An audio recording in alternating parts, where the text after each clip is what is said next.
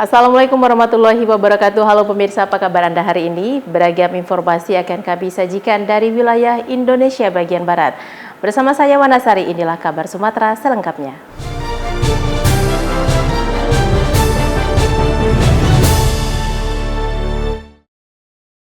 Dewan Perwakilan Rakyat Daerah Kota Medan bersama pemerintah Kota Medan menyetujui pembentukan Ranperda tentang penyelenggaraan perpustakaan untuk dijadikan sebagai peraturan daerah.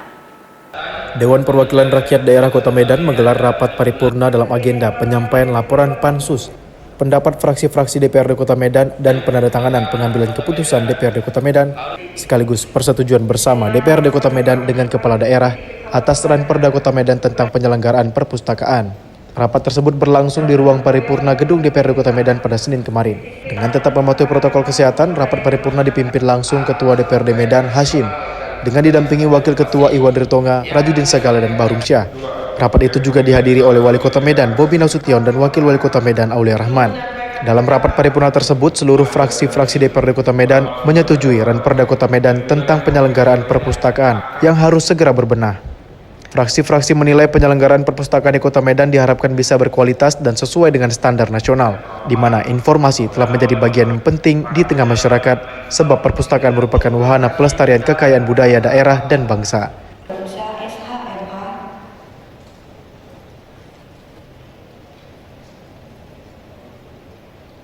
Pemko Medan melalui dinas terkait, ya, dinas perpustakaan itu harus bisa menjabarkan, ya, perda tentang penyelenggaraan perpustakaan ini dengan berinovasi, ya, melakukan terobosan-terobosan dengan mempersiapkan sarana prasarana yang lebih memadai sehingga warga masyarakat yang membutuhkan akses informasi, ya, terkait dengan ilmu pengetahuan itu bisa dilakukan melalui teknologi IT yang disediakan di perpustakaan.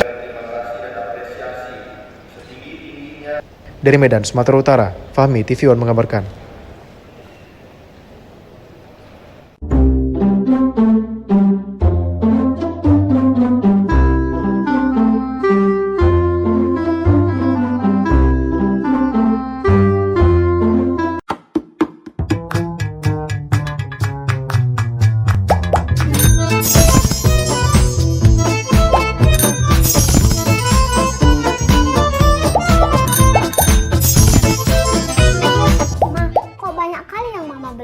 Iya, Ma. Barang sebanyak itu untuk apa? Iya, Mama baru sekali. Gak apa-apa dong. Ini mumpung lagi mau Natal, lagi banyak diskon. Ini juga Mama mau belanja lebih banyak lagi. Bergembira menyambut Natal boleh saja. Tapi ingat, belanjalah dengan bijak. Kalau kita semua memborong bahan pokok, nanti akan menyebabkan harga-harga membumbung tinggi dan langka di pasaran. Jadi, belanjanya secukupnya saja ya. Oh, iya deh. Kalau gitu, belanjanya Mama kurangin ya, Pak. Pemerintah menjamin ketersediaan kebutuhan pokok masyarakat. Tetap belanja sesuai kebutuhan. Ayo bijak dalam berbelanja dan gunakan kris untuk transaksi yang cepat, mudah, murah, aman, dan handal.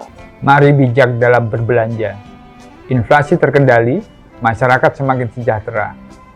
Gunakan alat pembayaran non-tunai untuk kemudahan dan keamanan transaksi.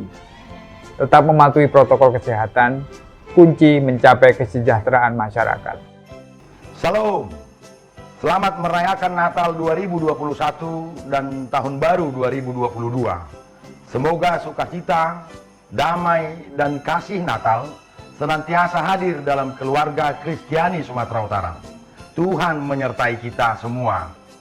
Amin. PT Jasara Harja Cabang Sumatera Utara melaksanakan kegiatan peningkatan pelayanan informasi bersama para media melalui media gathering. Sepanjang tahun 2021, Jasara Harja Sumut telah meraih pencapaian kerja. Tamrin Silalahi, Kepala Cabang Jasara Harja Sumatera Utara, memaparkan sepanjang tahun 2021 tingkat klaim asuransi di Jasara Harja Sumatera Utara mengalami penurunan 80% dibandingkan 2020. Penurunan kecelakaan lalu lintas terjadi lantaran kurangnya mobilitas masyarakat selama masa pandemi COVID-19 serta tingginya tingkat kesadaran masyarakat akan berkendara. Hingga kini pihak Jasara Harja melakukan langkah antisipasi dan himbauan kepada masyarakat agar menaati aturan rambu-rambu lalu lintas agar pengguna kendaraan terhindar dari kecelakaan.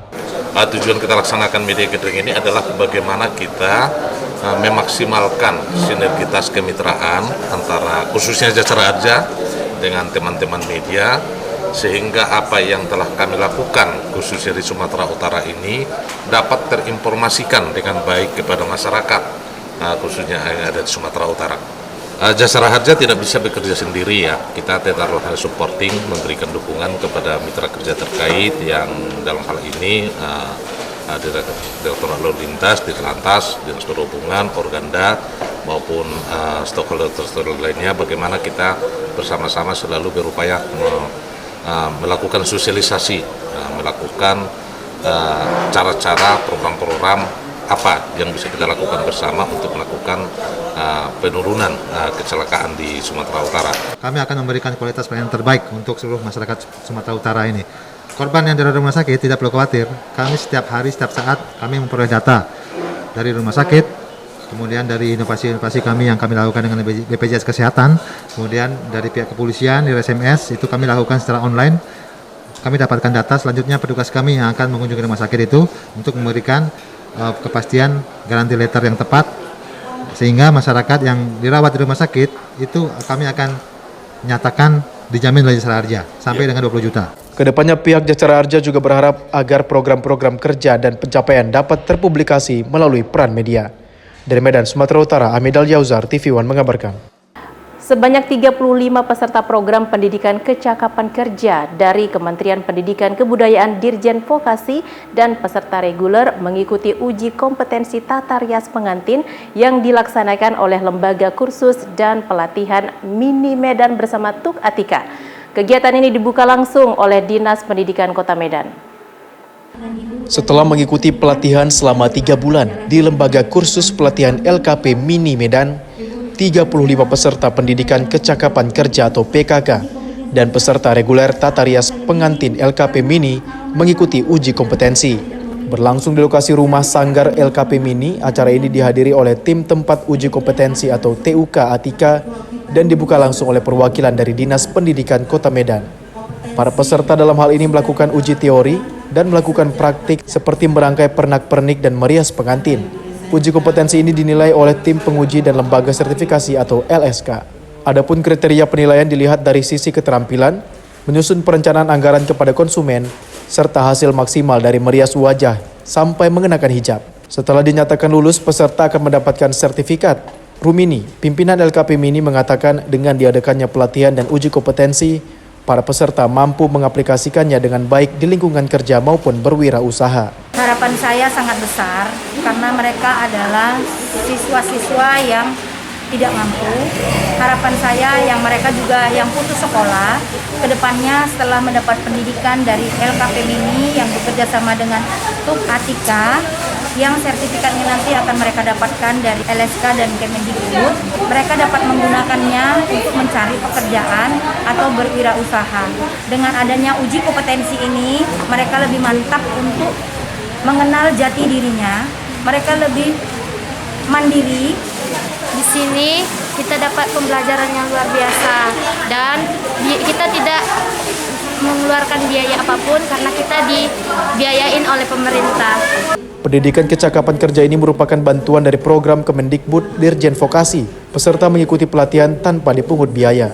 Program ini bertujuan meningkatkan sumber daya manusia dan mampu mensejahterakan masyarakat melalui keterampilan. Dari Medan, Sumatera Utara, Amidal Yauzar, TV One mengabarkan.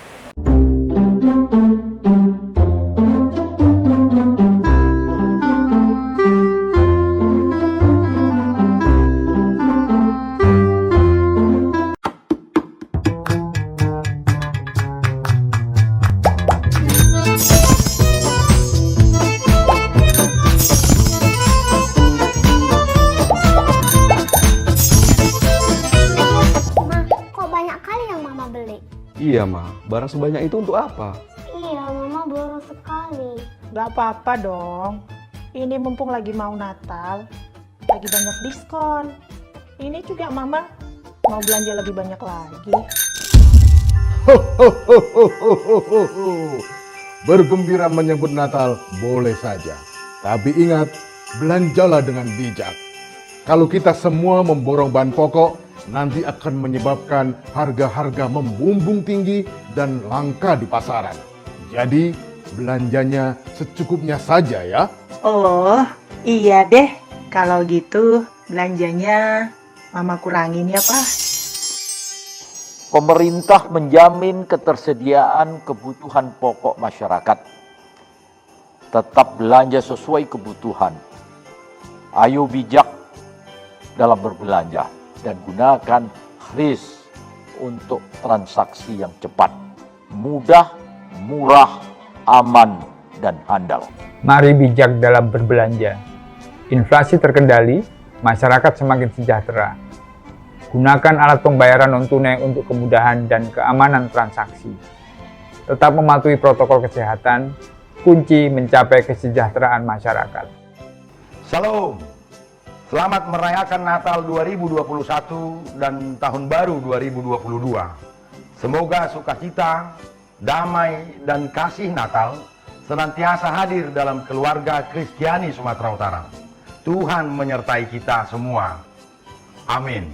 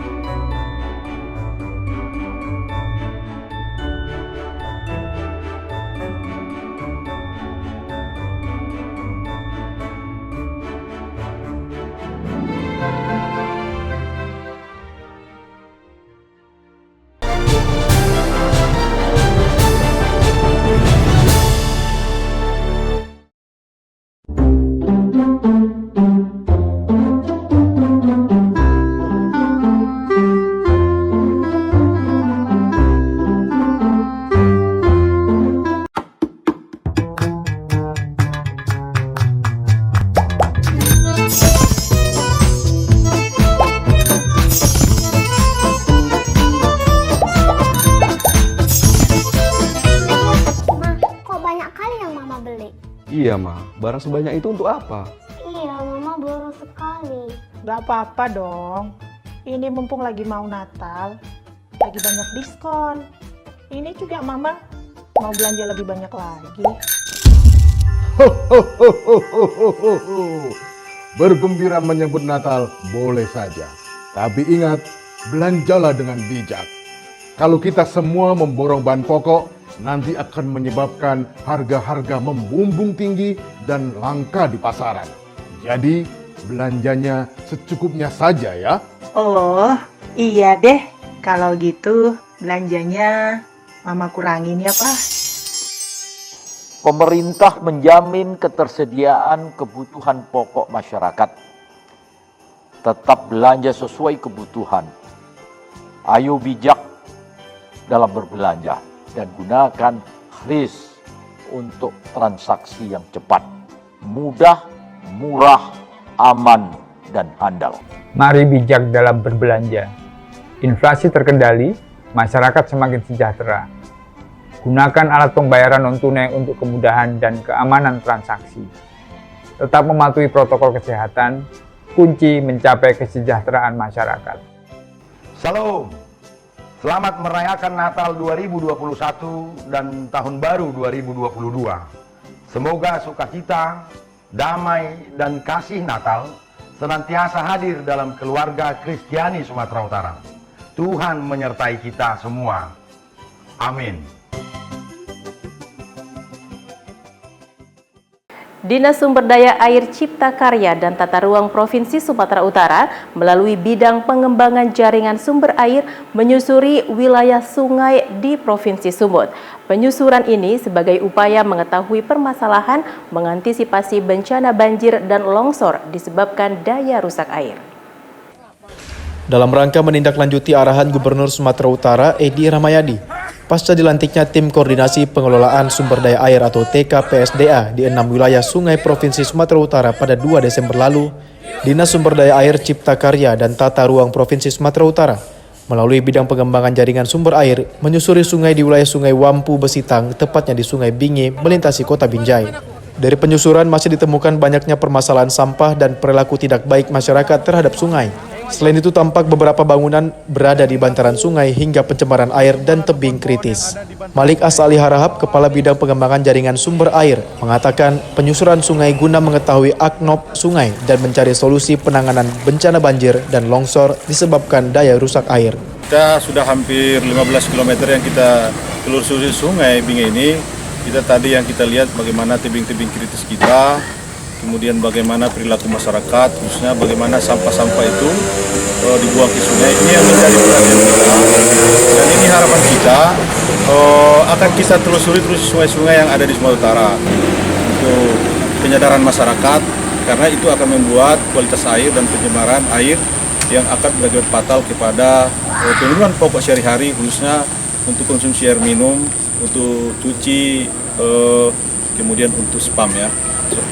Pengolahannya nanti akan kita tangani, khususnya tebing kritis itu akan kita bangun kekuatan tebingnya. Kemudian usulan-usulan dari UPT ini akan menjadi perhatian kita, dan ini menjadi perhatian juga Pak Gubernur dalam hal pengolahan sumber daya air Sumatera Utara, terutama dalam hal bagaimana sempadan atau bantaran itu tidak diokupasi oleh masyarakat dalam hal kepentingannya, tapi itu kita jadikan itu sebagai ruang terbuka hijau dalam hal pengenalan banjir. Dalam hal ini, Gubernur Sumatera Utara Edi Rahmayadi menyampaikan kepada masyarakat yang bermukim di seputaran sungai untuk menjaga dan tidak merusak badan dan alur sungai. Dari Medan, Sumatera Utara, Amidal Yauzar, TV One mengabarkan.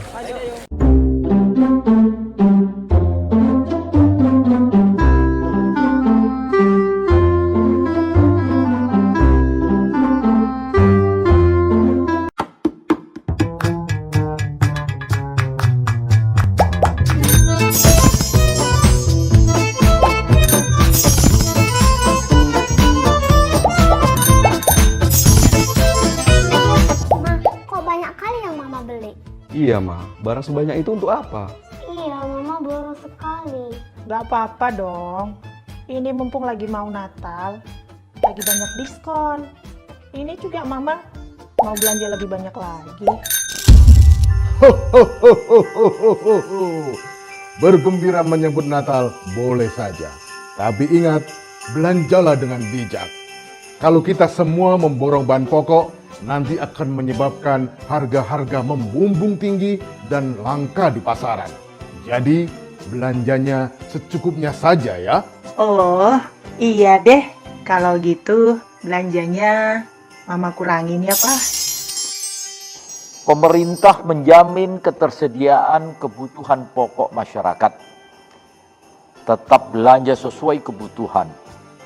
Ayo bijak dalam berbelanja dan gunakan kris untuk transaksi yang cepat, mudah, murah, aman, dan handal. Mari bijak dalam berbelanja. Inflasi terkendali, masyarakat semakin sejahtera. Gunakan alat pembayaran non-tunai untuk kemudahan dan keamanan transaksi. Tetap mematuhi protokol kesehatan, kunci mencapai kesejahteraan masyarakat. Salam. Selamat merayakan Natal 2021 dan Tahun Baru 2022. Semoga sukacita, damai, dan kasih Natal senantiasa hadir dalam keluarga Kristiani Sumatera Utara. Tuhan menyertai kita semua. Amin. Dewan Perwakilan Rakyat Daerah Kota Medan menggelar rapat paripurna penyampaian laporan hasil reses ketiga anggota DPRD tahun 2021 dari daerah pemilihan 1 sampai dengan 5. Dengan tetap mematuhi protokol kesehatan, rapat paripurna dipimpin langsung Ketua DPRD Medan, Hashim, dengan didampingi Wakil Ketua Ihwan Ritonga, Rajudin Sagala, dan Bahrum Syah, serta seluruh anggota DPRD Kota Medan baik hadir secara langsung maupun virtual. Turut hadir Wali Kota Medan Bobi Nasution dan Wakil Wali Kota Medan Aulia Rahman. Rapat paripurna DPRD Kota Medan dalam agenda penyampaian laporan hasil reses ketiga anggota DPRD Kota Medan 2021 dari daerah pemilihan 1 hingga 5. Hasil reses oleh anggota DPRD Kota Medan adapun sejumlah keinginan masyarakat Kota Medan secara garis besar terkait masalah infrastruktur jalan, penanganan banjir, kebersihan, dan pelayanan kesehatan. Hal itu pun menjadi catatan penting yang harus diperhatikan pemerintah Kota Medan. Wakil Wali Kota Medan Aulia Rahman mengatakan laporan hasil reses merupakan masukan yang sangat berharga bagi Pemko Medan dalam menjalankan tugas pembangunan kota dan akan segera menindaklanjuti seluruh hasil reses yang telah disampaikan dalam rangka meningkatkan taraf hidup sosial, ekonomi, dan kesejahteraan masyarakat yang semakin baik. Banyak saran dan masukan penting yang strategis, baik yang bersifat kebijakan maupun program-program pembangunan yang mendapatkan kebutuhan pokok masyarakat. Untuk itu saya meminta kepada perangkat daerah di lingkungan pemerintah Kota Medan agar benar-benar memperhatikan dan memberikan atensi yang lebih terhadap hasil reses anggota daerah. Yang masih klasik itu persoalan yang kita lihat masalah infrastruktur jalan, kemudian persoalan penanganan banjir, kemudian masalah kebersihan, ya, sampah. Nah, kemudian juga pelayanan kesehatan, ya. Nah, ini yang harus bisa nantinya oleh Pemko Medan melalui tim-tim kerjanya itu bisa segera merealisasikan hasil reses tersebut di tahun 2022. Dari Medan, Sumatera Utara, Fahmi, TV One mengabarkan.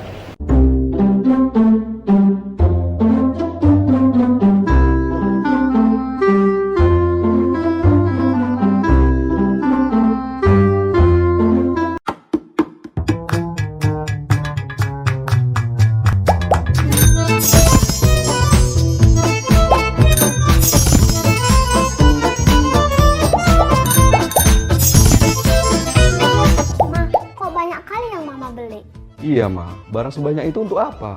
Iya, Mama boros sekali. Gak apa-apa dong. Ini mumpung lagi mau Natal, lagi banyak diskon. Ini juga Mama mau belanja lebih banyak lagi. Bergembira menyambut Natal boleh saja. Tapi ingat, belanjalah dengan bijak. Kalau kita semua memborong bahan pokok, nanti akan menyebabkan harga-harga membumbung tinggi dan langka di pasaran. Jadi, belanjanya secukupnya saja ya.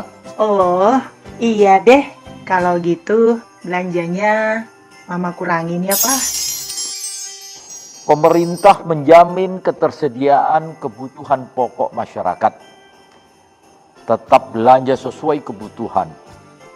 Ayo bijak dalam berbelanja dan gunakan kris untuk transaksi yang cepat, mudah, murah, aman, dan handal. Mari bijak dalam berbelanja. Inflasi terkendali, masyarakat semakin sejahtera. Gunakan alat pembayaran non-tunai untuk kemudahan dan keamanan transaksi. Tetap mematuhi protokol kesehatan, kunci mencapai kesejahteraan masyarakat. Salam. Selamat merayakan Natal 2021 dan Tahun Baru 2022. Semoga sukacita, damai, dan kasih Natal senantiasa hadir dalam keluarga Kristiani Sumatera Utara. Tuhan menyertai kita semua. Amin.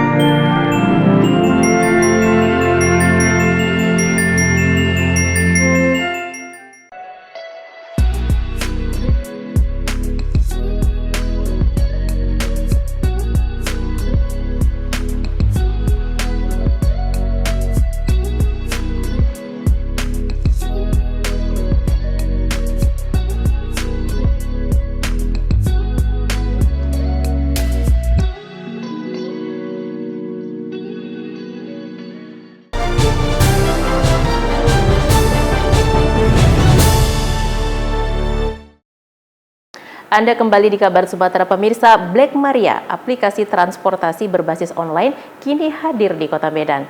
Dengan super aplikasi, Black Maria memberikan kenyamanan pelayanan bagi driver dan para pengguna dengan fitur keselamatan atau SOS. PT Black Maria Teknologi resmi meluncurkan aplikasi pasar transportasi berbasis online. Ratusan driver sepeda motor maupun mobil melakukan pendaftaran dan verifikasi untuk menjadi mitra driver Black Maria yang berlangsung di Jalan Ring Road, Kota Medan.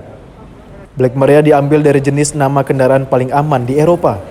Hal ini dibuktikan dari fitur layanan SOS yang bisa digunakan saat situasi bahaya. Melalui layanan tersebut, driver maupun pengguna langsung terkoneksi ke pihak kepolisian, tim medis, dan pemadam kebakaran. Ini yang ada di sistem kita hampir 1.000 untuk driver, 1.500 untuk user pengguna. Fitur SOS kita ini bisa digunakan walaupun penumpang maupun driver tidak dalam kondisi melakukan order atau transaksi. Nah, jadi kapan aja dia bisa menggunakan itu, baik di rumah ataupun di jalan, tinggal tekan SOS-nya.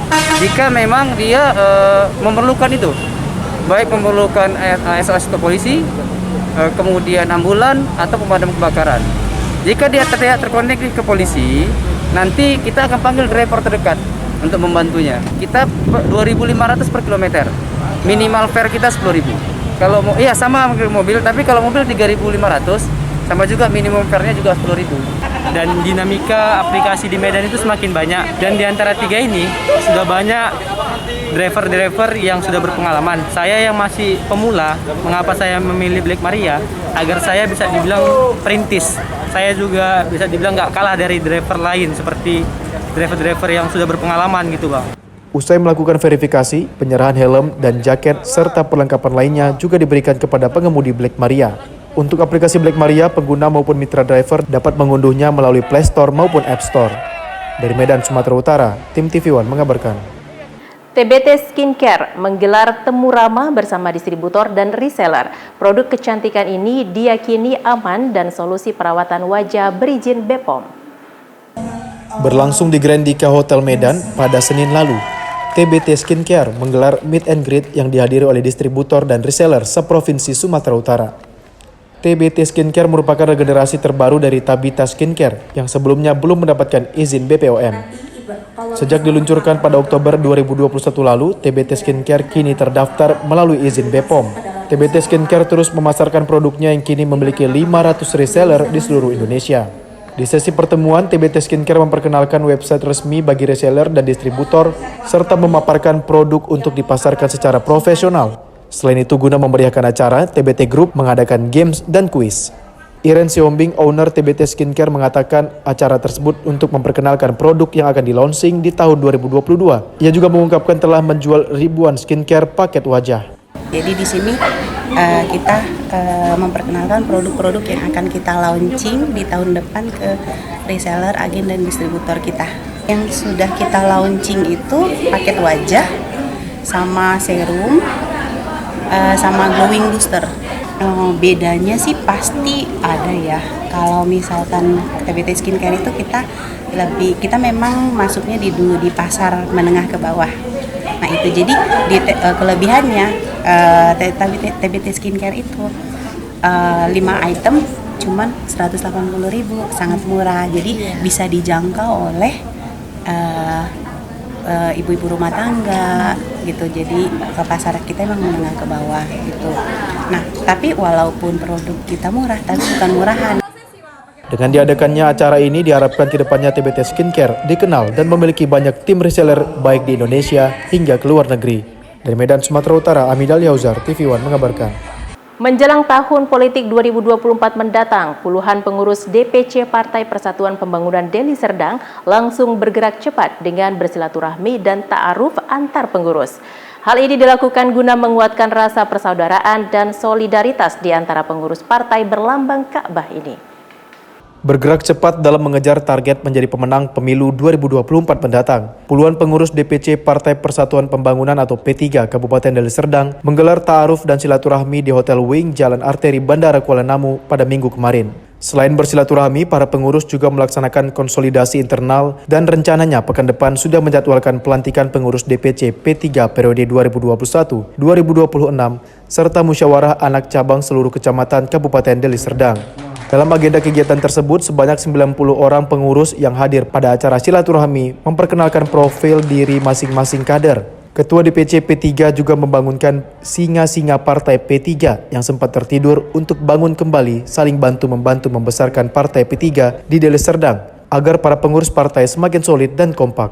Tak hanya itu, terdapat momen menarik di mana seorang kader senior partai PDIP sejak tahun 1987 menentukan pilihannya hijrah ke partai P3 dengan dipakaikan langsung seragam partai oleh Ketua DPC Misnan Aljawi sebagai bentuk rasa penghormatan kepada kader senior yang baru bergabung. Dan dalam waktu dekat ini kami akan melakukan musyawarah anak cabang, kemudian akan melakukan pelantikan sekaligus akan menyambut harlah yang ke-49 Partai Persatuan Pembangunan Deli Serdang. Dan insya Allah gerakan-gerakan yang kami lakukan ini tidak mengenal lelah waktu karena memang pemilu sudah diambang pintu. Target kami alhamdulillah sepakat dengan kawan-kawan pemilu 2024 kami akan menargetkan 6 kursi untuk memperoleh kursi di DPRD Kabupaten Deli Serdang. Di akhir acara telah terbentuk panitia pelantikan dan hari lahir ke-49 P3 yang akan diselenggarakan seluruh kader P3 Deli Serdang dan diketuai Ustadz Ngatman Aziz dan Sekretaris Zulfahmi Hasibuan. Dari Deli Serdang, Sumatera Utara, Ahmad Sukri, TV One mengabarkan.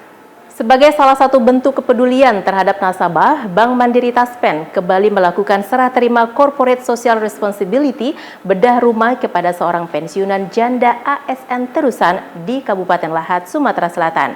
Program CSR bedah rumah ini merupakan perwujudan dari 3 pilar perseroan, yakni mantap aktif, mantap sehat, dan mantap sejahtera.